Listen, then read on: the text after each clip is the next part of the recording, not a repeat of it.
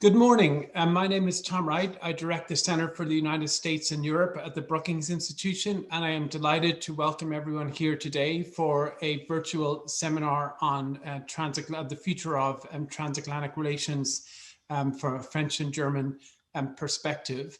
Today's event is being held in partnership with the Robert Bosch Stiftung. It's part of our ongoing Brookings Bosch Transatlantic initiative. So we really appreciate the continuing partnership with Bosch, and I look forward to more events in the future. You can tweet about today's event, tweet questions or comments that we'll address throughout the course of the discussion using the hashtag BBTI. So I'm particularly delighted to be joined by two friends from Europe and one friend here in the US for this discussion. I couldn't imagine better people to really analyze what has happened over the last few months and then to look ahead to next year as a critically important moment in the transatlantic relationship.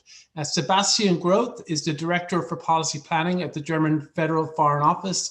He previously held the titles of Deputy Director for Policy Planning and Director of the State Secretary's Office. He previously served as an advisor on foreign policy and Franco-German relations in the cabinets of three French prime ministers, and as an expert in energy, climate, and global economic questions at the policy planning staff in the Foreign Office. So Sebastian, I know you've worked with us very closely over the years, so thank you and welcome back. Manuel Lafont Rapnouil is the head of policy planning at the French Ministry of Europe and Foreign Affairs. He was previously in the think tank world with us as a senior policy fellow and head of the Paris office of the European Council on Foreign Relations. And prior to that, Manuel headed the political affairs division for the Department of UN Affairs at the French Ministry and International Development, and had various postings in the French diplomatic service. So Manuel, thank you so much. And you've been a real force in this debate over the last couple of years in your position and of course previously. So we really welcome your perspective here today. And then last but not least, my colleague, Victoria Nuland. Ambassador Nuland is the non-resident senior fellow at the Center for the US and Europe and a senior advisor to the Director of Foreign Policy at the Brookings Institution. With us, she's also a senior counselor at the Albright-Stonebridge Group. She served in many senior positions in the US government, including Assistant Secretary of State for Europe and Ambassador to NATO. So Victoria, welcome as well. So let's dive right into it, maybe to start out with, and we're going to keep this fairly conversational and free-flowing, I think, throughout the course of the hour. But both, if I could turn to maybe Sebastian first and then Manuel, both of your bosses, the foreign ministers of France and of Germany, recently published an op-ed in the Washington Post, a joint sort of statement calling for a new transatlantic agenda next year, now that we have a new administration.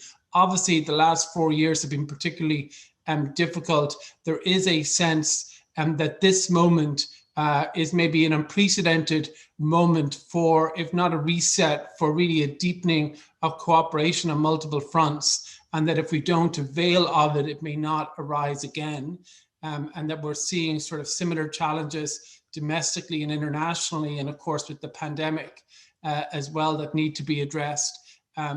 While all of that is true, the US is also, increasingly focused on China, and there's the issues in the Middle East with the JCPOA. So I'm wondering if from both of your perspectives, and maybe Sebastian, we could start with you, if you could just tell us a little bit about your thinking in the German Foreign Office about the historical significance of this moment and the opportunity and maybe some of the challenges that await next year. Yeah, thank you, Tom. First of all, for the invitation and for this format and for the long-standing cooperation between also Brookings and the German MFA.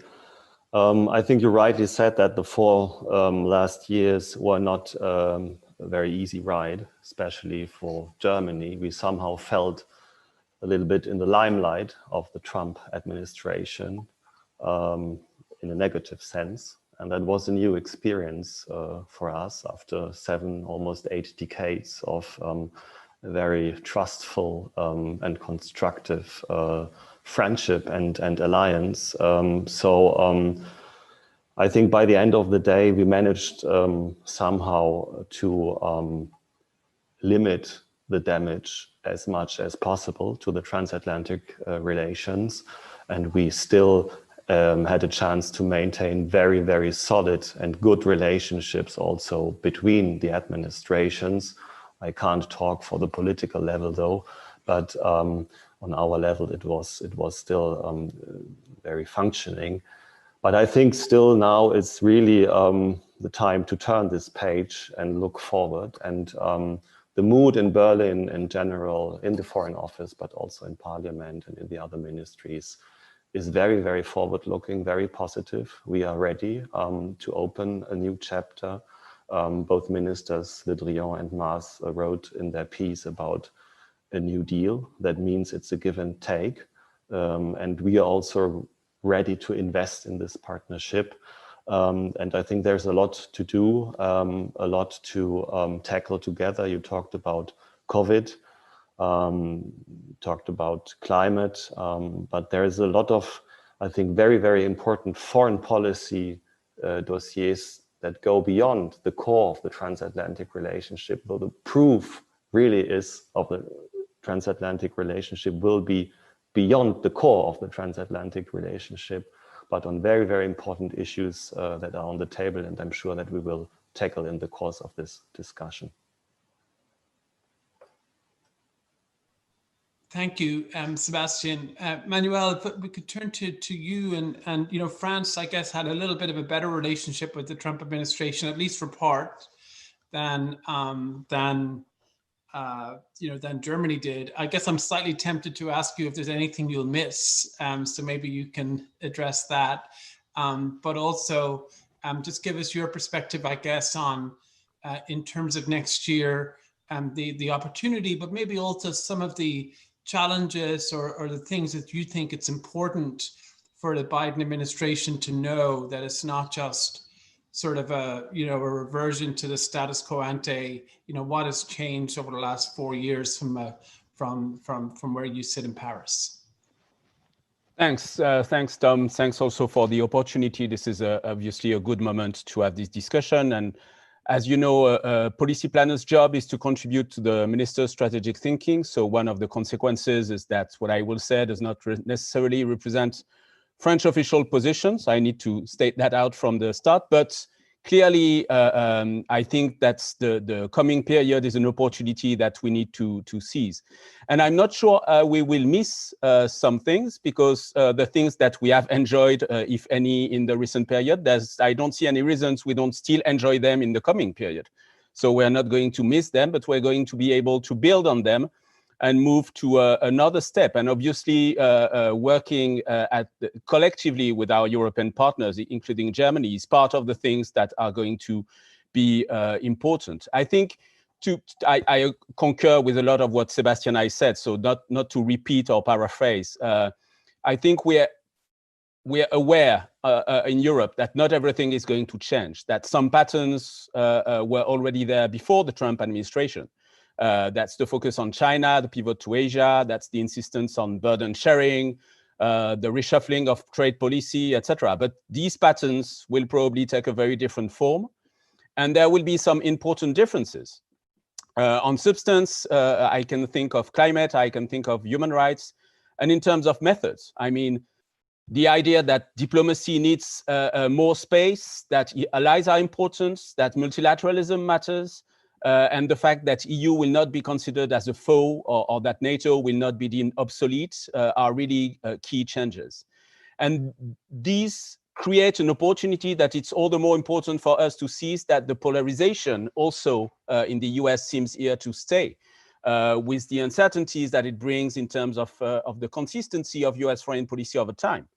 And this is already anticipated by others. And ourselves as allies and partner, we need to anticipate that too, which means that we need to make the most out of the coming period to put the transatlantic relationship on the right track. And you did mention the op-ed by our two ministers, and I want to mentioned the op-ed by the Benelux ministers, Belgium, Netherlands, and Luxembourg, which was more or less along the same lines. The idea is that this is a testimony of our willingness to come to the next administration with a number of proposals, because our sense is that Europe needs to continue to be more proactive. And so in the op-eds, you have identified a number of possible venues for a renewed and reinforced transatlantic cooperation.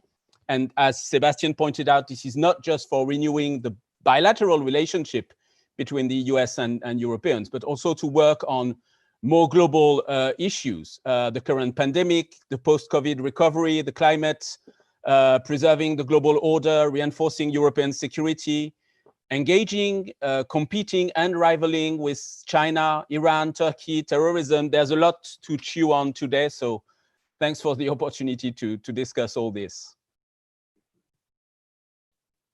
Great, thank you.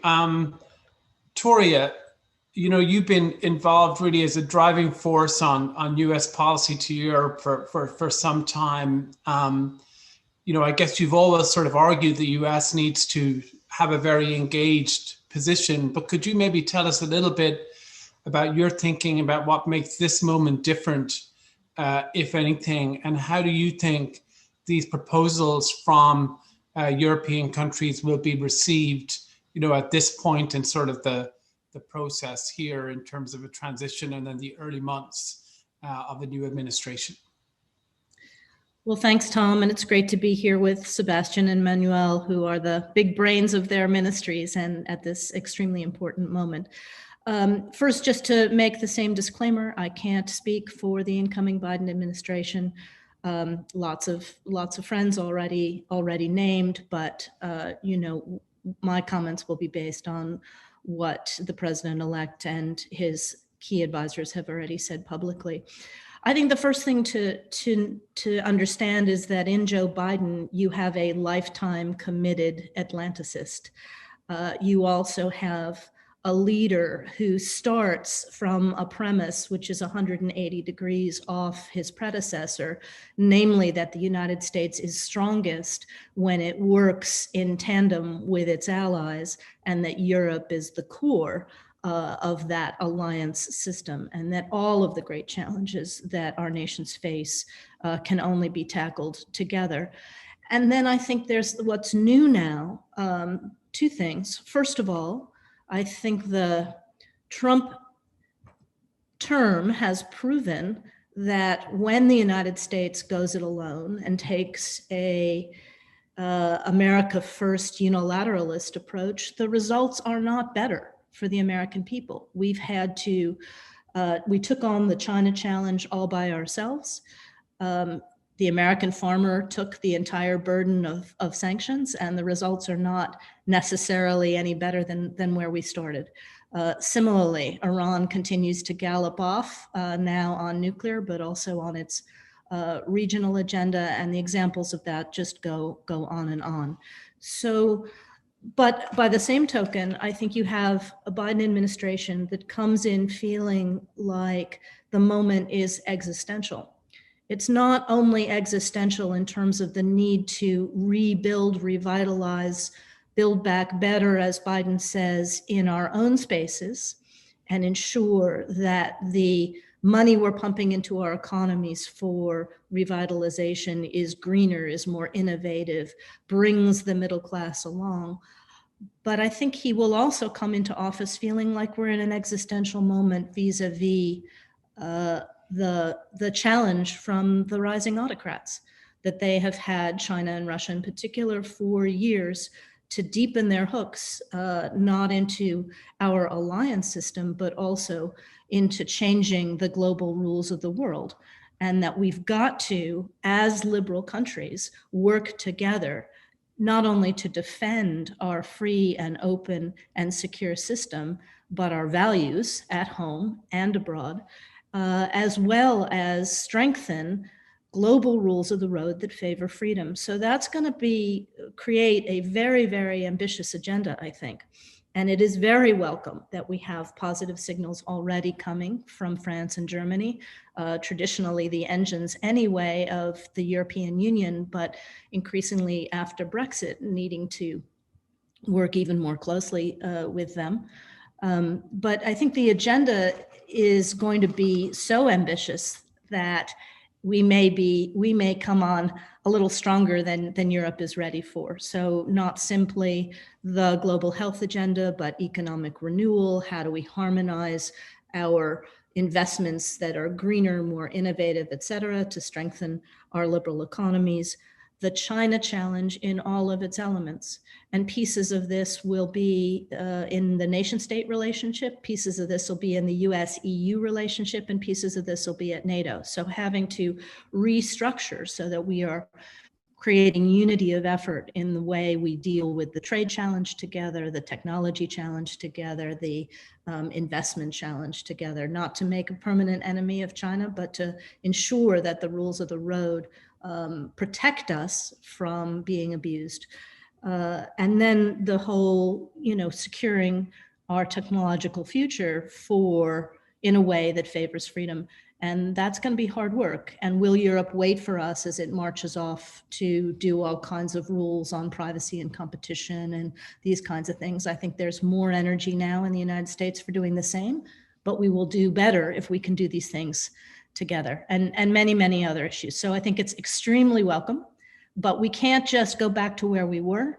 We have to build it back better.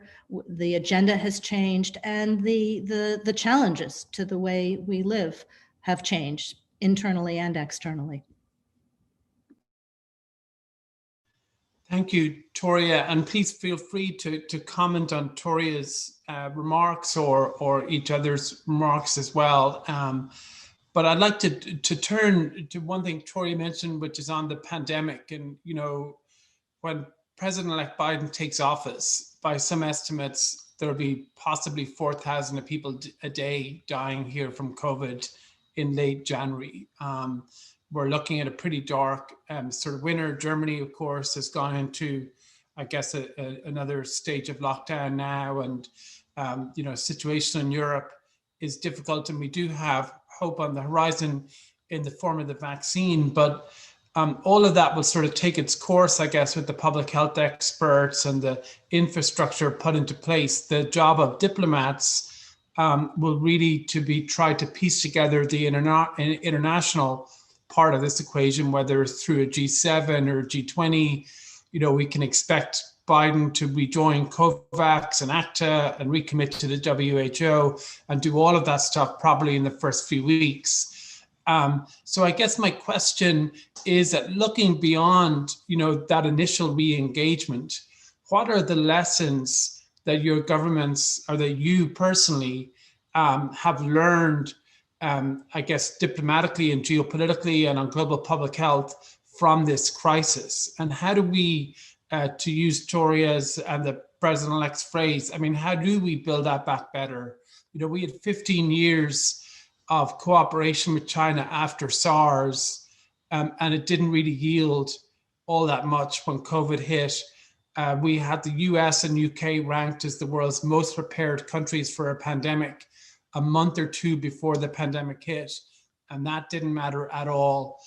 So many of the things that we tried over the last decade or so didn't really seem to have the desired impact. So as you think about this from, I guess, the perspective of, someone might have looked at post-war Europe after World War II, or in the post-pandemic world, thinking about global public health architecture, what do you think the big sort of lessons are with that? And Manuel, maybe we could start with you and then go to Sebastian, and then I'd love to get Toria in this as well. Sure.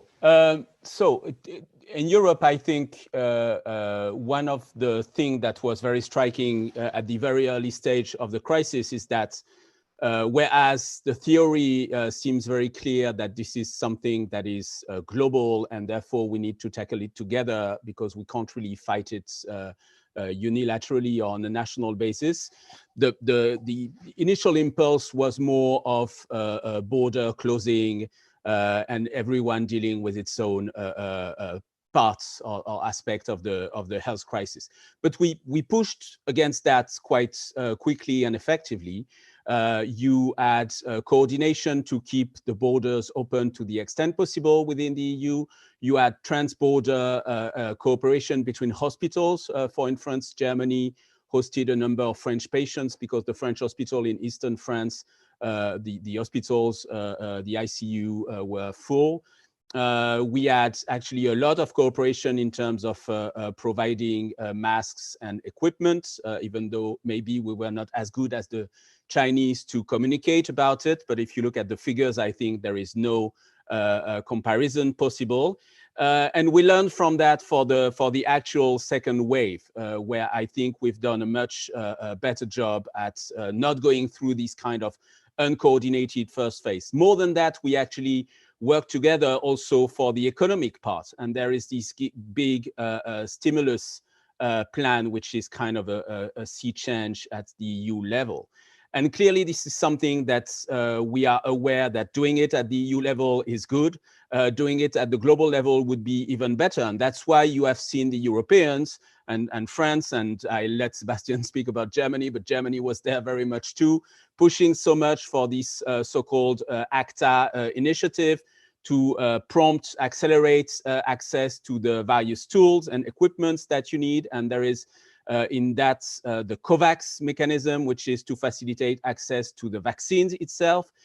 And part of it was her health consideration, a health concern, that the response to the pandemics is not going to be through vaccinating all the people in some countries.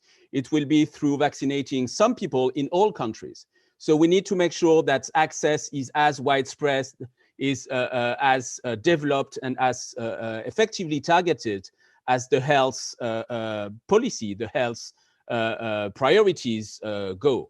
And it will be very important indeed that not only the US do not leave WHO, but actually participate to these mechanisms. But there is also a political concern, I think, in that, because we've seen in the first phase that it was not just competitions, including between partners, but it was also some countries trying to leverage. You've seen what people have called mask diplomacy. You've seen infodemics. And so we need to work together also to make sure that the collective response is guided by health concern and is not, on the other hand, used for political purposes. Thank you. Sebastian, maybe you could come in here and just, Germany, obviously the Chancellor is a leading figure in dealing with a lot of this. But how do you think maybe we can, what lessons should we learn from this episode, and how can they be sort of operationalized into a diplomatic effort next year? Yeah, thank you very much.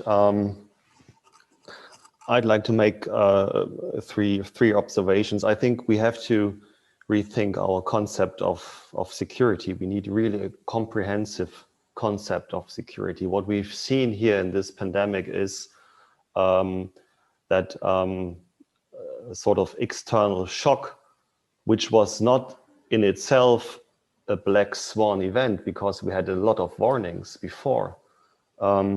Even in Germany, we had a pandemic preparedness plan from 2012. But actually, we were not very good prepared.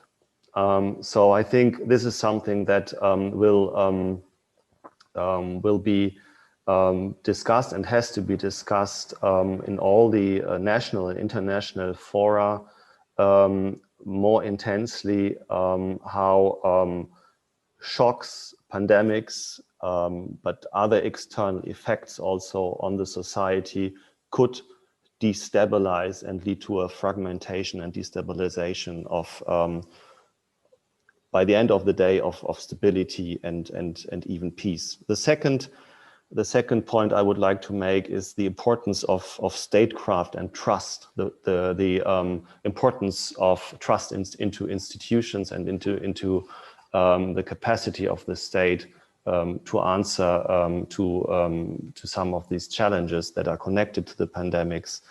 And I think in this regard, it is extremely important that we somehow prove that our model is functioning.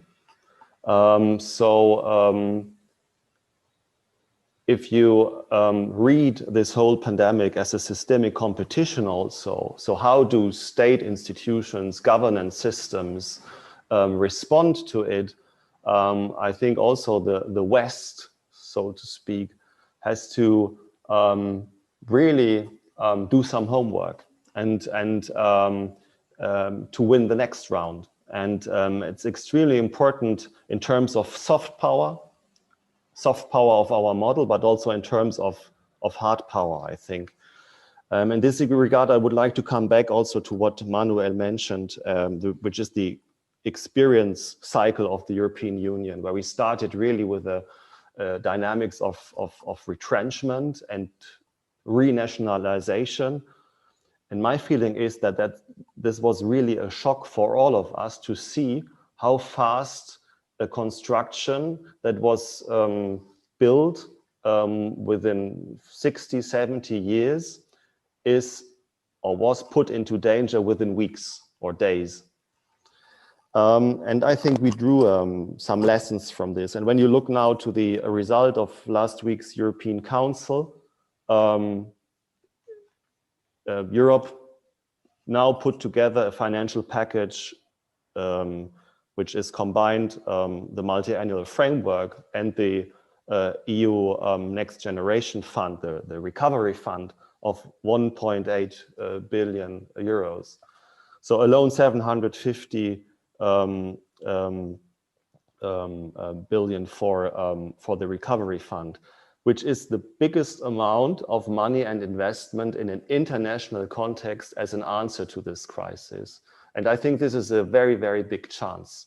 So never waste a crisis. In this regard, I think the Europeans finally found a very, very convincing answer.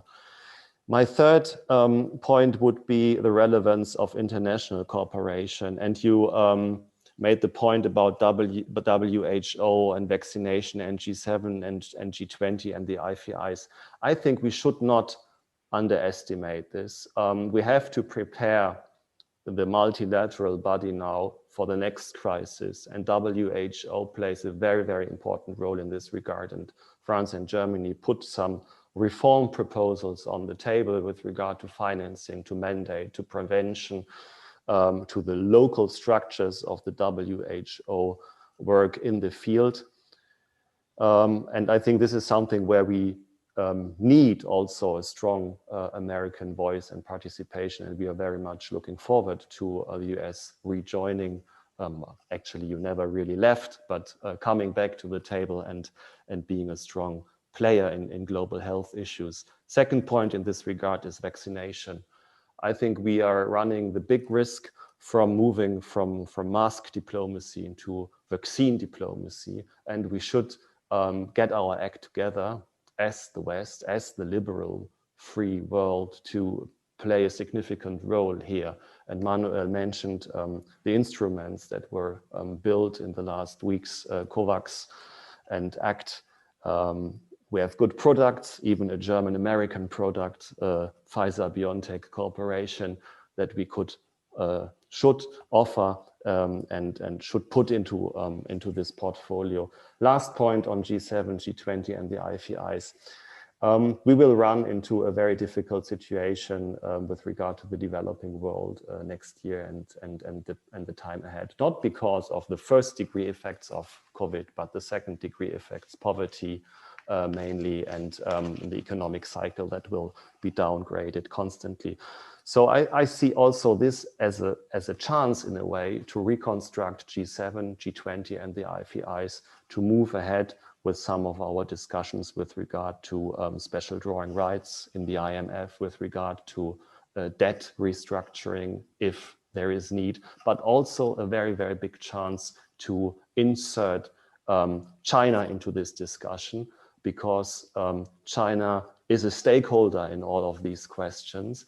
They are a very important financial actor in Africa, and they are not playing a role as a humanitarian aid contributor, as they should, with regard to their geopolitical, geoeconomic importance. So I think when we move into a very difficult new year 2021 with regard to the humanitarian and economic situation, this could be a chance also to strengthen and foster international cooperation in this regard. And also there, US and European cooperation is extremely relevant, is the core, I think, of the international efforts that we will have to undertake next year. Thank you, Sebastian. Just before I bring in Toria, if I could press you on one point and then maybe Toria could pick it up as well, just on China. I mean, you mentioned sort of the WHO piece of this and reform, and I did see those reform proposals, or I think there was a non-paper at one point that was circulating. But you know, one of the core problems, of course, was sort of the lack of transparency and the lack of access and lack of information sharing. And it's impossible to me to see Beijing sort of agreeing to reforms like that, certainly under this regime.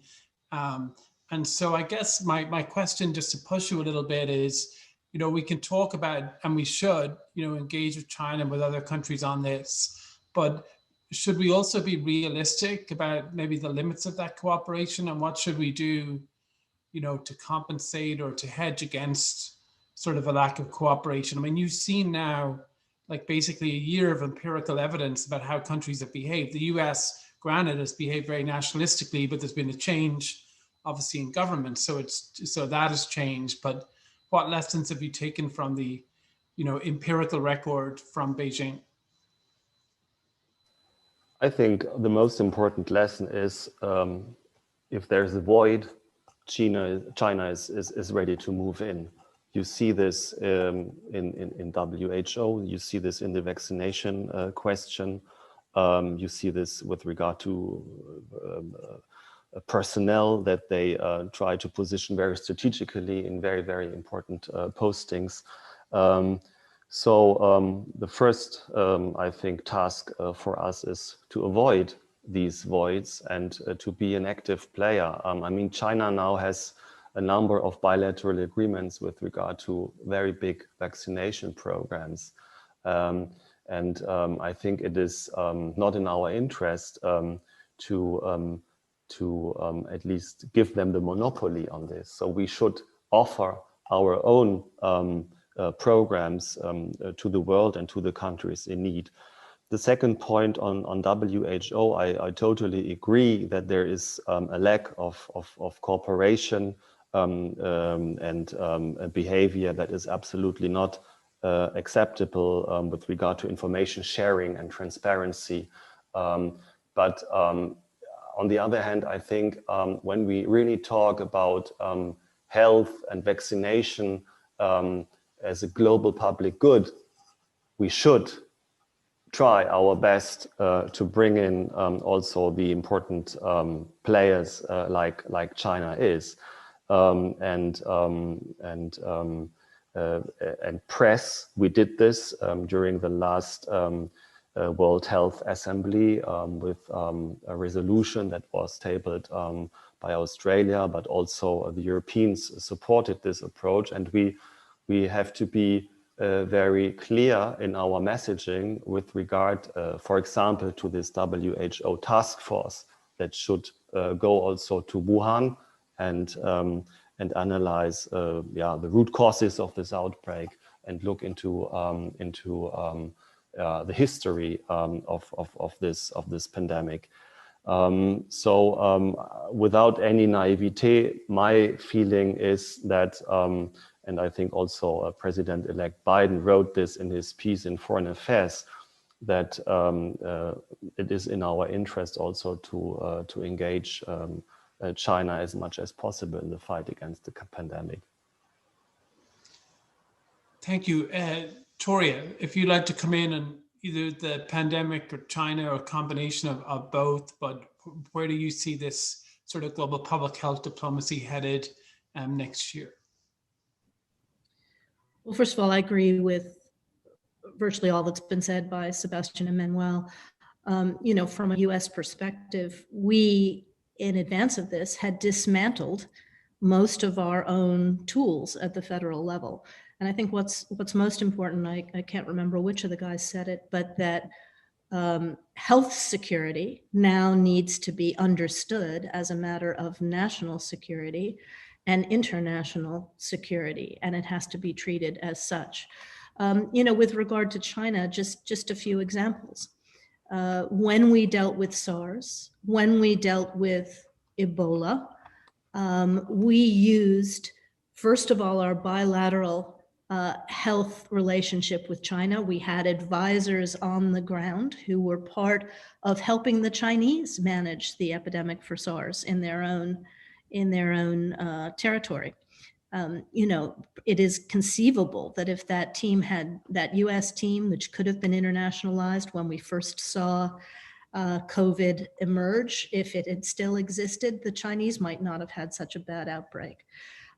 Similarly, as the guys have said, in all of these major shock events, the previous global health challenges that we talked about, but also the financial crisis of 2008, we have always, as a democratic community, started at the leader level in the G7 to work together on a response. So if we had, way back in December, when this was first emerging in China, collectively pressured China to be transparent, to let us in, if we had collectively begun then on the stockpiling and managing of health supplies, of the investment in vaccine, talked about distribution, not just for ourselves, but as has been said, as a global good internationally, we might well have been able to get ahead of this.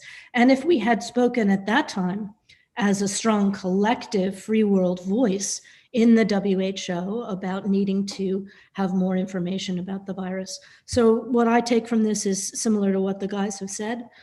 We now need to institutionalize the structures that have worked. But at the end, COVAX and ACT and be stronger ourselves in the WHO in getting into these issues earlier. But we also need to use NATO and the US-EU relationship to stockpile preparation materials, stockpile rosters of expertise. We need to use the G7 and the G20 to coordinate distribution and response, all those kinds of things, which is not to say that this might not have been as deadly, but it certainly could have been handled better in terms of how many people got sick and all of those kinds of things. So I think you'll see all of those things come back to the fore when Biden comes into office. He'll reestablish the structures at the federal level. And remember that in the United States too, the federal government abrogated responsibility, and this became something that the states had to handle themselves. And interestingly, the US states went through the similar process that European Union countries went through, that they first tried to go it alone and then they began to cooperate with each other. But in our system, the federal government should obviously be leading domestically, but also internationally. Thank you, Victoria. Manuel, I want to bring you in on China, but also maybe introduce a new topic as well, which we've had a few questions on from our audience. So Andre Novak and Catherine Aus van Siepen both ask a version of the question on the alliance of democracies. And would France and Germany be on board? How does this come? How does this shape in with the alliance of multilateralism that the German foreign minister created a few years back?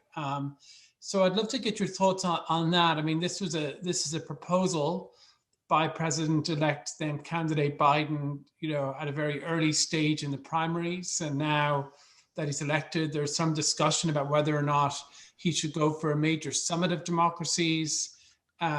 Or if it should be more sort of a series of small initiatives working with other democracies. And clearly a big piece of this is sort of responding to China as well. So could you maybe offer us your perspective, and what would you like to see on that from the Biden administration?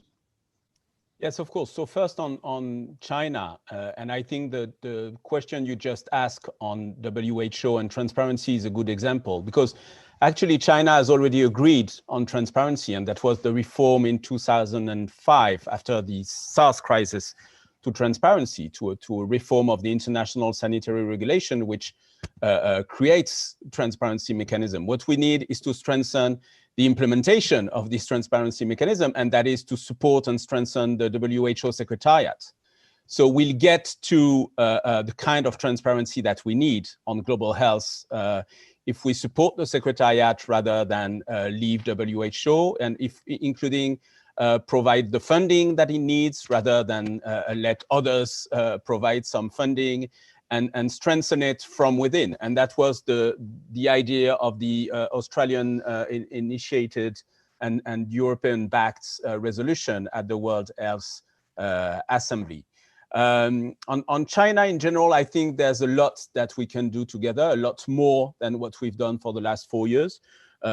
In a quick word, trade seems to me the perfect example. We have an assessment of the issues, of the challenges posed by Chinese behavior on the economy, which are very similar in terms of level playing field, in terms of state subsidies, in terms of intellectual property. And we've not managed to work together to address them jointly. And we've not managed either to reinforce the World Trade Organization and its dispute settlement body as a leverage precisely to help us in addressing this, not just in our bilateral commercial ties with China, because what we want to do is to make progress on all the fronts that I've mentioned and quite a few others, not just in our bilateral trade, but also in third markets, like the Middle East, like the rest of Asia, Pacific, like Africa, obviously. So that's a good another example of the things that we can do together in terms of transatlantic cooperation. Democracies Summit, because I hear a lot of people speaking about an alliance of democracies, but if I read correctly the article by President-elect Biden, it's about Democracies Summit. And I agree that as democracies, we share a number of challenges these days. The fact that rules and institutions are undermined is not just true in the international arena, it's also true in the domestic arenas. And we need to tackle manipulation of information. We need to address the root causes of the social divisions that we are facing. We have in Europe a big issue when we discussed the financial package that Sebastian mentioned, had to do with rule of law issues. And clearly cooperation between our countries and with other democracies is important in this regard, because part of the answers should be how we cooperate. It's not just about best practices or everything. But I don't think that everything is about democracies versus authoritarian regimes. We know terrorism also strikes non-democracies. We know that it can threaten our interests from some of these countries. We know that the challenges posed by 5G and any other example of weaponization of technology also exist for non-democracies. Climate change, as Sebastian was saying, is not going to be addressed only between democracies. And part of what happens in the world now is that there is actually a big number of countries which can't really be called stable democracies, but which clearly are not authoritarian regimes.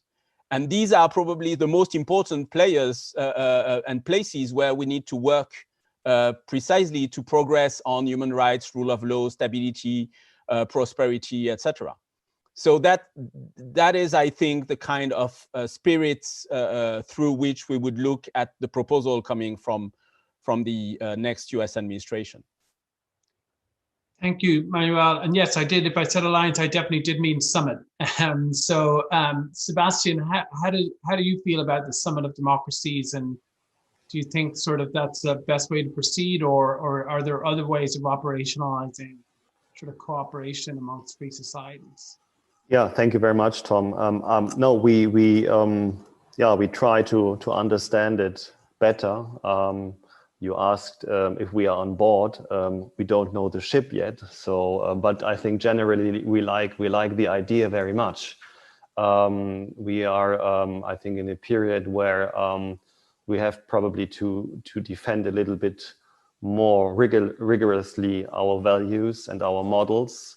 We have to cooperate better also within the multilateral institutions. We lost a little bit the spirit of agenda setting. We were very much in a defensive mode the last years. Toria talked about the autocracies that challenged us so often. And I mean, we tried our best during the last 4 years as Europeans. You mentioned the Alliance for Multilateralism. So we also tried to reach out beyond our normal scope of partners and partnerships and try to develop new ones with countries all over the place, so to speak, middle powers that felt also a bit alienated and alone, first of all between the US and China, but also in this modus of deconstruction. I think that was the overall feeling during the last years. If a summit for democracy helps to reestablish this framework, we are fully on board, I would say. But I also share absolutely the analysis of Manuel that there are a lot of problems that you won't solve only with democracies. And this is the old catalog of global public goods where we have to work with other governance models that are not Westminster or US, German or French democracies. But there is surely a value added incorporating better amongst ourselves. I also would like to come back to what Manuel said about the rule of law and the discussion that we have in Europe. I think that this democracy agenda by President-elect Biden could also help to steer this discussion that we have here in Europe about it. Because he's talking a lot of rule of law, about anti-corruption, about transparency, about a free judiciary, about free media. So this is all very, very important subjects that are even subject to discussion in very well-established democracies. So I think this is also something for our homework to do in our own countries, in our own regional institutions. So we welcome this initiative very much. Thank you, Sebastian. Toria, and I know you need to leave, I think, a few minutes early as well. So I'd love to bring you in on this. You know, in recent days, there's been a number of articles over here, including one by Bruce Jellison and Jim Goldgeier, saying maybe a summit of democracies is not the way to go. There are alternative mechanisms. There are people arguing it should be more action-oriented than a meeting. So how do you sort of see this? You know, obviously, everyone agrees with the goal of working more closely with democracies, but how do you see it in terms of the summit versus maybe other approaches? And then any closing thoughts you have as well on what Sebastian and Manuel have said would be very welcome. Thank you. Thanks, Tom. Well, I think, you know, one shouldn't get hung up on the word summit. I think there's a lot of thought now going into exactly what form this would take, both at leader level, but also as an ongoing project. But I think the instinct behind the call for such a summit is that it's been a long time since the leaders of the great democracies stood up both at home and together and reminded their populations what our system brings us in terms of security and prosperity and defense of the individual and societies that are tolerant and strong and resilient. And that we've got, as both guys said, we've got problems not only dealing with the autocracies out there, the defined ones, we've got backsliding countries all over the world who may have elections, but they're not behaving like democracies in terms of protecting free press and free judiciaries and upholding the rule of law. And then we have problems inside our own societies. I mean, I look with horror at some of the challenges to democratic institutions that have gone down, including from the White House in our own country.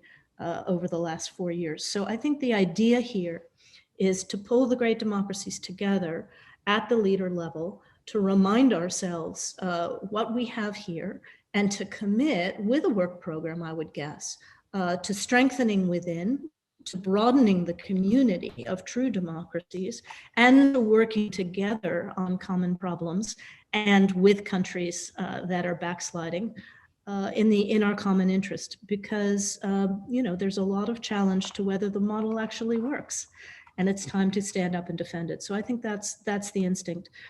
Just to say that this conversation and all of the good feedback since the election from the other side of the pond has been really heartening, both in terms of everybody wanting to get back to business together, but I think it's also going to be challenging because the agenda is huge, and it's going to take a lot of knitting and a lot of coordination to deal with the many things coming at us, from health to economy to China to tech, all of these kinds of things. But I think we are committed.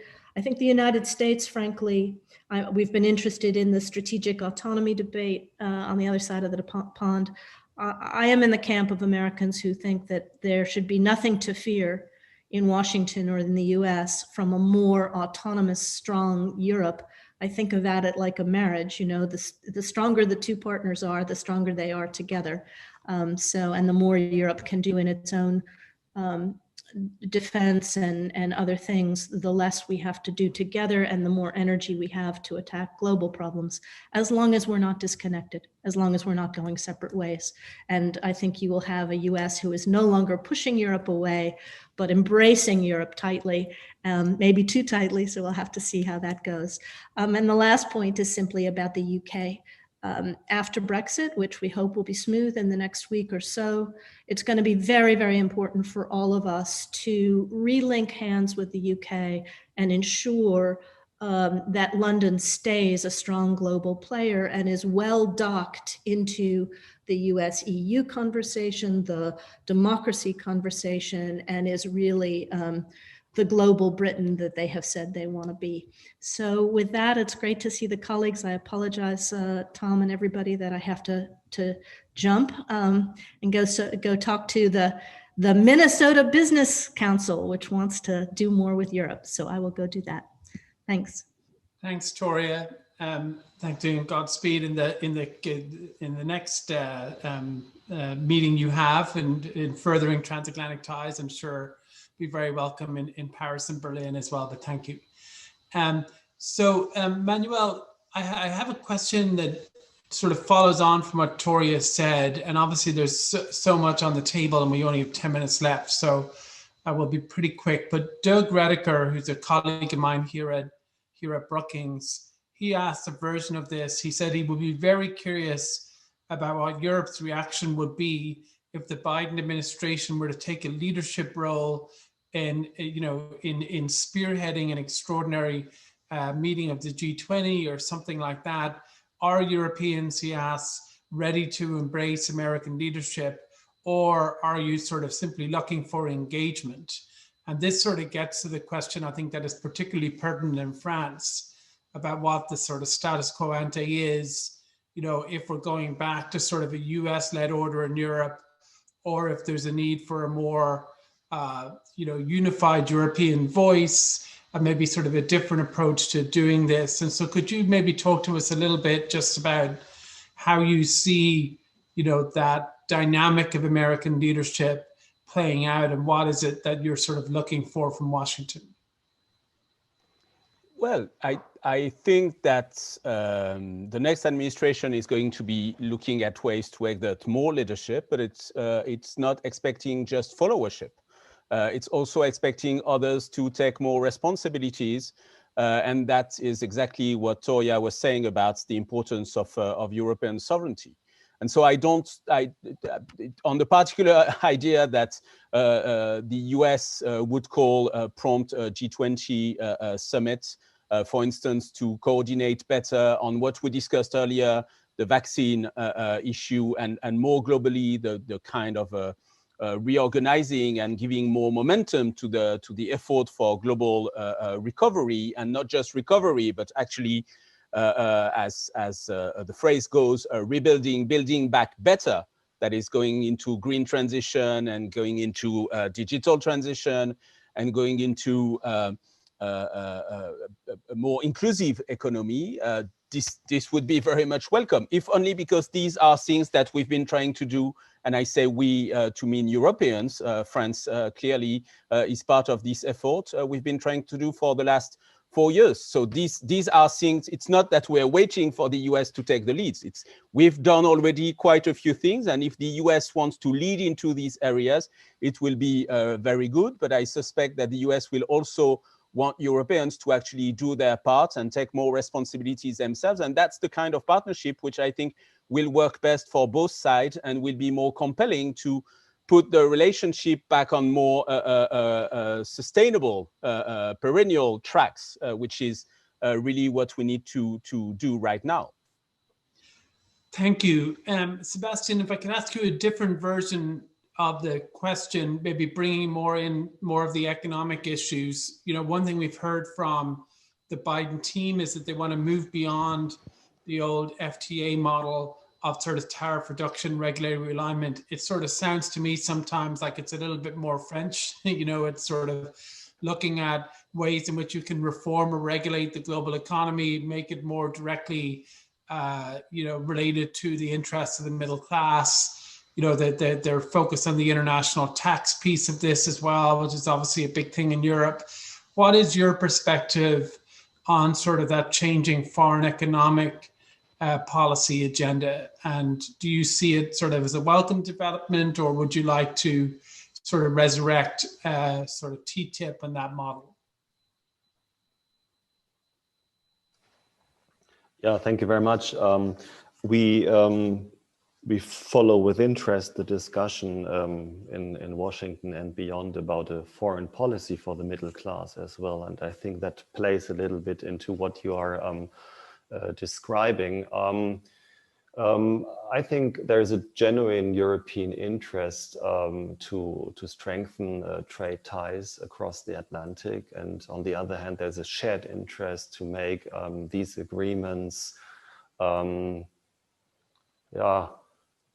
more sustainable, also to give a certain regulatory mandate to the state capacities in order to really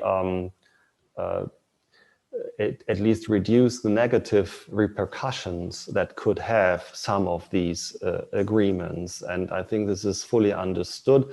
On the European side, when you look, for example, to the free trade agreements that were negotiated with Canada, the questions of sustainability and standards are playing a very, very important role. So this, I would say, plays very much into the general trend to make these sort of trade agreements more answerable to the demands of the home constituencies. This general spirit of totally free and how we say in Germany, neoliberal globalization in a way, I think is behind us, and we are moving into a more regulated sort of globalization. And I think what we should avoid is a scenario of deglobalization, which was also very much discussed at the early stages of the pandemics. But what we have to do is to manage in a better way, in a more sustainable way, the interdependencies that we are all depend on in a way, and especially an open economy like the German one. So we have no interest in any trend of deglobalization, but we have a very, very strong interest in a better regulated globalization. Thank you. We just have a couple of minutes left. Manuel, I feel, since Sebastian ended on that note, that I'm obligated to bring you in, since this is such a, you know, it's been such a strong view from France on globalization over the last couple of decades. But do you feel like the world is, the US is finally turning in the direction of Paris on these issues in Europe? Or how do you see sort of the globalization question playing out? And any final comments as well? Yeah, of course, the French will always believe that the rest of the world is eventually turning to French ideas. But if you take a more global approach to the issue, maybe, maybe there is a sense that it's also the end of what Sebastian called the neoliberal cycle. You used to have this Washington consensus, and it was providing for a number of recipes on how to thrive in the global economy. And we now have a better sense of the failures and the dead angles of these consensus. The Washington consensus has died a long time ago. The thing is, there is no successor to this consensus. And probably the current moment is a good moment precisely to work on such a consensus on what would be the principle for this kind of post-COVID era that we are working on, what people call this build back better. And on that, certainly we need to work together. It's not just about negotiating a bilateral trade between this region and that country or whatever. It's about having a more global consensus on the key principles on how do we deal with environmental externalities. There's a big question for transatlantic cooperation on climate issues, for instance, about what do we do with the carbon border adjustment mechanism. Should we make that a transatlantic proposal to the rest of the world? And I think not everybody will like it, but clearly if a number of countries adopt it, it will make a big change. And since we don't have much more time, I just want to mention that it's a shame we didn't have time to discuss Iran first, because that's a good way to respond to what Toya was saying about the need to keep on engaging with the UK. There is still this E3 cooperation between the UK, Germany, and France, which has been quite important in the recent period to uphold the JCPOA. And so it's really good news if the intent of the next administration is to get back into the JCPOA in a kind of compliance for compliance move, because that's an important first step. As President-elect Biden said, it's only a starting point for the much needed follow-on negotiations. But that's an important dossier too, an important issue. And that's a good example of how we on the European side have been trying to keep on working with the UK. And so far, I think it showed that it worked quite well. Thank you. You're right. You know, I think we've covered a lot of ground, but there's a huge amount we haven't discussed. Climate, Turkey, you know, Russia, Iran. I mean, some of them have come up. We need to come back directly, so we'll have to come back. But Sebastian, I'd like to give you the last word. In particular, if there's anything in the spirit of Manuel raising sort of the JCPOA, if there's anything that you'd like to raise just for a minute or two and that has not yet been raised. Yeah, thank you. Very briefly, I don't want to extend the list, but the subjects that you mentioned beyond Iran, so be it Russia, which is of course extremely important, not only to Germany, but to the whole of Europe. And we are very much hoping that the US, the next administration, will rejoin or extend the New START in February. We need a new push with regard to open sky, to INF. We have to link together our efforts also to bring other actors into multilateral disarmament and arms control regimes. This is an extremely important point. Turkey was mentioned. The Western Balkans is extremely important. The Eastern neighborhood for Germany especially is very important, but for all of Europe, we had a lot of developments in the last months and years. Ukraine, Belarus, Nagorno-Karabakh. Look at the southern neighborhoods, Libya, North Africa, Middle East. So we could talk here for hours. But I think that's coming back to the beginning. What I said is the agenda, the core of the transatlantic agenda, at least of course in foreign policy terms, will be beyond the core of the transatlantic relationship. It is about our alliance. It is about consultations, about cooperation, a common vision, and we are very much looking forward for re-engagement of the US in most of these theaters.